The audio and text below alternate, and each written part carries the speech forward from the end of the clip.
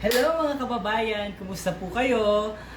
Atin pong ginugunita ngayon ang Semana Santa at ang pagdiriwang naman po ng Moriones Lenten Rites.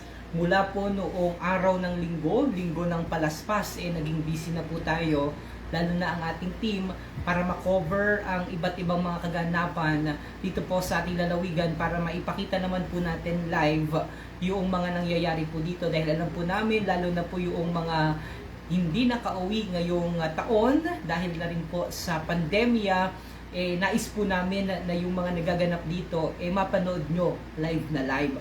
So nitong mga nakalipas na araw nga po, humingi lang tayo ng paumanhin dahil may ilang mga lugar tayo na talagang hindi mapuntahan dahil medyo malalayo. Limited din po yung ating resources, the same time yung manpower. Pero ang sentro po kasi ng mga activities nandito sa Buwak, kaya dito po tayo dinesignate ng pamahalaang panlalawigan na rin. Sa pamumuno naman is Governor Presbytero Velasco Jr. By the way, kahapon po ako ay naimbitahan para mag-judge, isa sa mga judges nung activity ng Department of Tourism sa pamumuno nga po ni Provincial Director Roniel Macatol. At nakakatuwa po dahil nakita po natin doon sa Expo, nasa Marinduque Expo po, yung iba't ibang mga produkto na gawa sa probinsya, mga local products, mga pagkain lokal, mga yung mga pasalubong na dito po ginagawa sa atin matatagpuan po sa Marinduque Expo. So ngayon po medyo hindi tayo busy yung ating trabaho, pero kanina nag-cover na rin kita but anyway, kahapon nga po nagpunta tayo dyan sa Marinduque Expo dahil sa imbitasyon na rin nating kaibigan si Che, at isa ako sa mga hurado para dun sa kanilang activity. So meron ho dyan, may mga design, parang gumawa yung mga kalahok ng true pillow, kung saan ay nilagyan nila yon ng iba't ibang disenyo, may hitsura ng Morion, basta mga nagpapakita ng mga pagkakakilanlan ng ating pong lalawigan. Kaya natutuwa tayo dahil sa event na yon naipakita ng DTI ang angking galing at talino ng ating mga kababayan sa pamamagitan nga po ng pagguhit sa iba't ibang obra. Meron din doon mga anong tawag doon, yung mga frame o yung mga photo frame kung saan ay personal na ginuhit ng iba't ibang mga artist, nandun yung sa gamit ang iba't ibang medium. So yun yung isa sa mga isa sa mga i-judge natin kahapon. Also, meron ding mga gumawa ng manika, ganyan. So nakita natin na may mga iba't ibang design. At sa pagtatapos nga po nung ating pag-judge, nagulat ako dahil inibutan ako ni She, ni PD, ng isang puting box. Ito. Isang puting box. Ito. Yan. Saya-saya. May mga nanonood ba tayo? Special shoutout po sa inyo. Yan. So, binigyan tayo ng box. Ito. Tapos yung certificate din pala. Nasa yung certificate natin. Pakita daw natin. Nasa yung certificate na binigay ng DTI? Wala. Hindi ko alam kung nasaan. Nasaan yun? So, Baka nasa sakyan, sir. wala. Hindi. Dinala dito ni by the way mga kababayan, nandito po ako sa studio ng Marinduque News Network. Nasaan kayong ating certificate? Hanapin ko daw muna, ikaw muna magsalita dyan. Sa'yo muna. Hanapin ko po muna yung certificate para ipakita ko po sa inyo. Si RJ muna. Ayan, bulaga mga kababayan. Hello po! Magandang hapon po, kamusta po ang lahat? Ayan, tayo po ngayon ay nandito pa rin po sa studio at ngayong araw medyo hindi ganun karami ang activities. Pero may mga activities pa rin naman po sa mga bayan-bayan. Kamusta ho kayong lahat? Ayan, habang hinahanap po ni Sir yung certificate, batiin po muna natin si Reginald Reggie De Luna. Pabati po sa nanay ko, Nanette Ray De Luna, Ate Jinky Ray De Luna, at pamangkin Calvin Ray De Luna. From Uno, Buenavista, Marinduque, at sa mga kasama ko sa trabaho sa Digmaan, Bacoor, Cavite. Hello po sa iyo dyan, kabayan. Ayan, sabi ni Bing Bong Bautista Tam, musta na DJ Myong? Shoutout naman tayo dyan. Hello, pinsan daw mo kayo, Tito. Ayan, guwapong hapon, Sir DJ Myong. God bless you always. Sabi ni Kabayang Miranda Velasco. Mamaya ba, pupunta po kayo dito sa Laylay Port sa Expo? Yes. Yes po, pupunta po mamaya. Mamayang hapon. Asa yung certificate ko? Ayan, kamusta na sa inyo? Pa-shoutout naman watching from Hong Kong, sabi ni Kabayang Natal Limbo Maribel. Hello po! And kamusta po kayo mga kababayan? Na-experience nyo na po ba yung Moriones natin ngayong taon na nagbabalik after ang 2 taon buhat ng magpandemya? Kamusta po ang lahat? Hello po.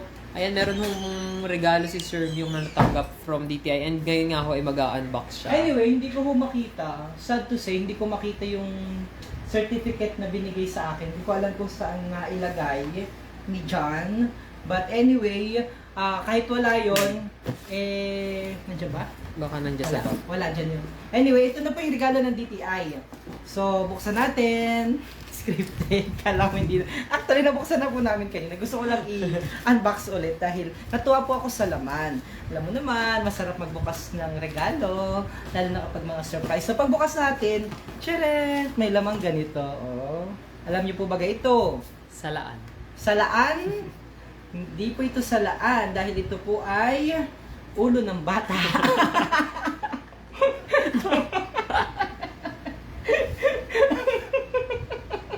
Tawag-tawa ko na naman, RJ.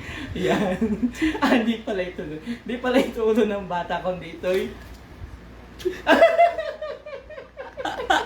Tawa si RJ.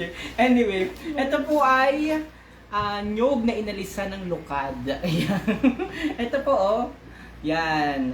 Binutas-butas, nyog, o ano, sirit na po kayo. Hulain po ninyo kung anong laman nito, kung ano ang meron dito sa ating regalo na ito. Ano po ang sa hula, sa palagay ninyo anong ano ito?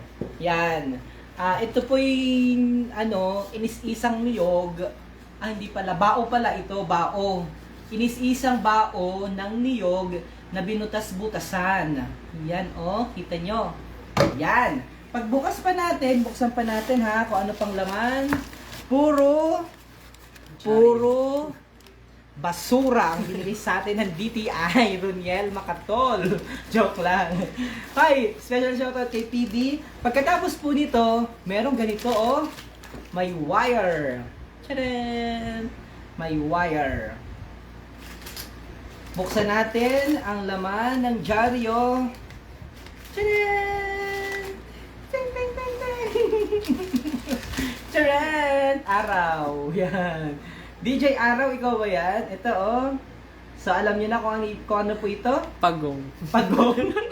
Oh, ano po ito? Yung hindi tamang sagot. Mukha siyang pagong. Mukha siyang pagong. Sabi ni Kabayan Reggie, sa ilaw daw. Ayun, ang galing naman ni Kabayang Reggie dahil dyan, may 10 points ka sa langit.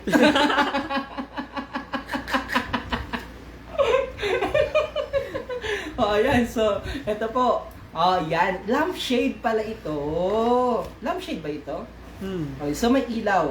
So tingnan pa natin ho ang loob. So yan, dalawa na. Natanggap natin. Tingnan pa natin ang loob. Wala lang. Tingnan natin ang loob kung ano kasi puro dyaryo po talaga ito. Ano bang meron? What? Itlog ng pugo. Oh, may ganito pa dito. Scripted. May ganito pa dito. Wala. Ay, ang galing. Oh, di ba ang ganda? May firefly. Oh. May nakalagay ito. Firefly 1 watt. Kala ko walang 1 watt. 1 watt? Wey! May ganito pala, oh. May, kas biglang nabasag, ano. Ayan, nanonood po si Sir Roniel Macatol. Ay, Happy ka Ay, Peter Yuniel Macatol. Maraming salamat sa blessing mo sa akin. Ito, natutuwa ko. May ganito rin, oh. So, ano pong tawag dito? Walang tamang sagot. Yan, alam niyo pa ba ito? Chupon. Ito po ang regalo sa atin. So, ito po pala yung lampshade. So, ngayon, lagay na natin dito kasi dito naman ito ilalagay. Di po ba? Pakita natin. Dito natin ilalagay. Oops, lagay na natin. Dahan-dahan lang. Ngayon, pahilahin natin ng kaunti para maganda. So, ito na. So, ito na ang ating natanggap na regalo. Yan, di ba ang ganda? Hindi mo na ipakita masyado ang ating kaseksihan. Nakashot lamang kita. So anyway, ito, paano ba ito ilalagay? Actually, pinag-uusapan namin ito kanina. Ito po ba yan? Bao? Dito po ba yan? Ganyan po ba yan? Kaya lang, pag wala, baka naman maano yung mga bata dito ay makuryente. Tsaka hindi natayo, oh. Pero anong purpose nito, by the way? Ayan, oh.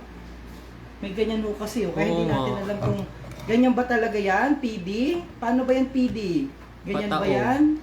Ha, PD? So, hindi naman po pwedeng pa ganyan, di ba? Kasi hindi naman natayo. Ganito pala ito ay.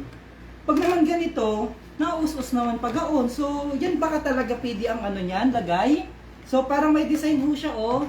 Parang leaves. O dahon-dahon. Saklob daw, sabi ni Bel. Pasaklob pag ganito. Ayan. Ba't pag pasaklob naman, nagagalaw-galaw siya? Oh. Kaya parang nag-aisip kami kung paano ba talaga yan. So, yan. Kaya anyway, pasaklob pala. Ito lang napansin natin dito sa... By the way, sino nga...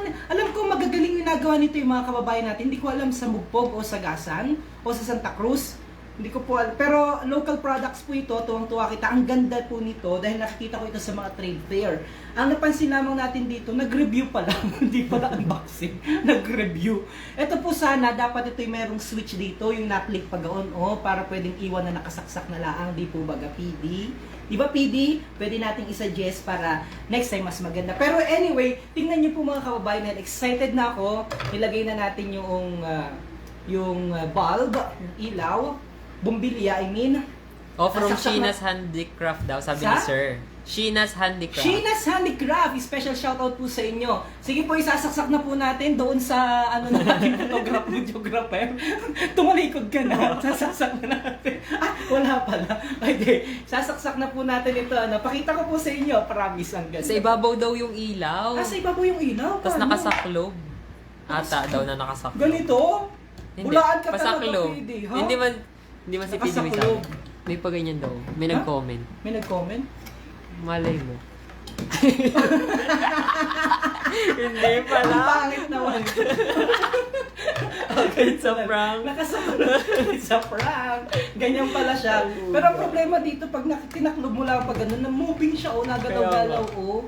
So anyway, assuming na ganito na, tama na. Hi Sheena's Handicraft. Handicraft? Opo. Handicraft. Napanood mo na, di ba? Ito na. Pero ito maganda. Panoorin niyo po ha. Pumikit po kayo dahil isasaksak ko na po ito. Tumalikod ka na, RJ. Patayin natin ilaw. Papatayin natin yung ilaw. Sige. Patayin po muna namin yung ilaw, ha.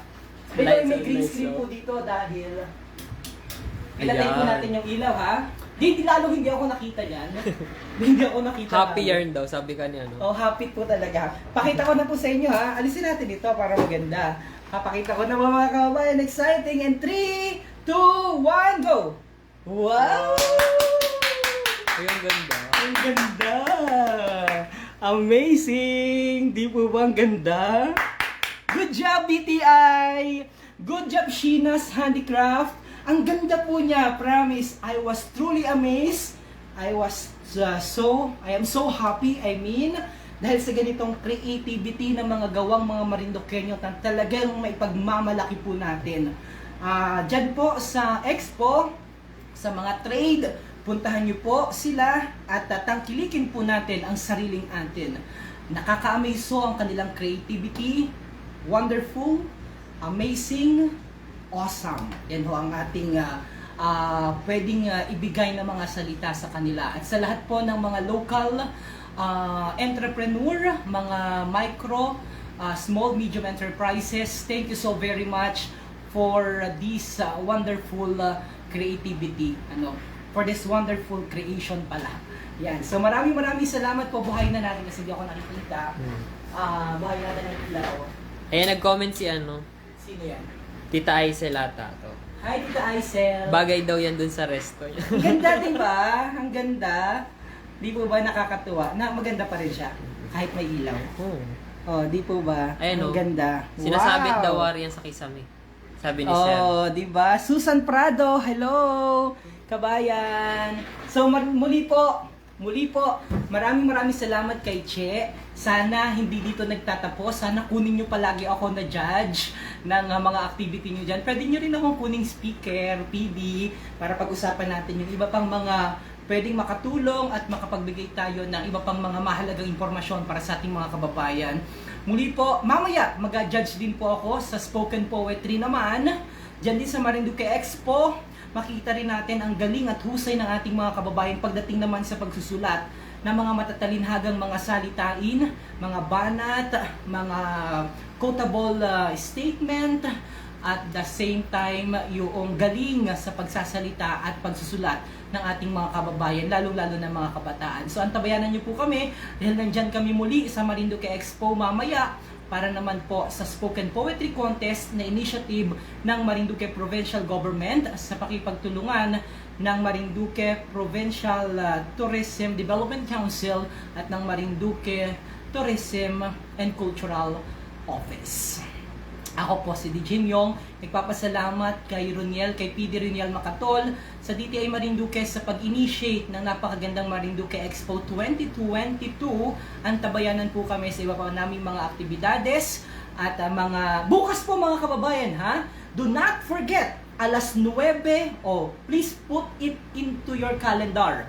Alas 9 ng umaga, magla-live po kita, dahil isa po yan sa aking inaabangan na activity sa Holy Week, sa Moriones Lenten Rites, dahil napakahabang panahon, 2 taon na po tayong hindi nakapag-celebra ng ganitong activity.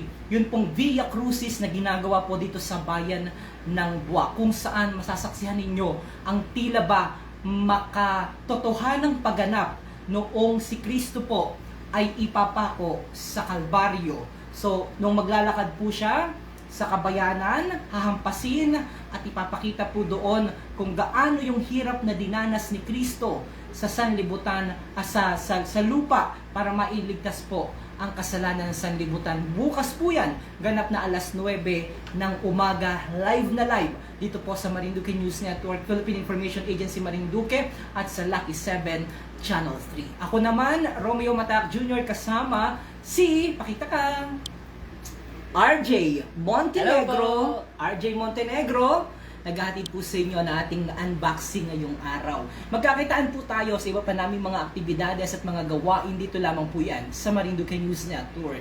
Mag-ingat po kayo palagi, panatilihin na ligtas ang bawat isa sa pagunita natin ng Semana Santa dahil ang tunay na diwa po nito ay ang pagpapakita, pagdarasal, humility, at the same time pagpapakita ng atin pong pagiging mapagkumbaba sa lahat ng bagay. God bless everyone. Mabuhay ang Marinduqueño sa mga panig ng mundo. I love you.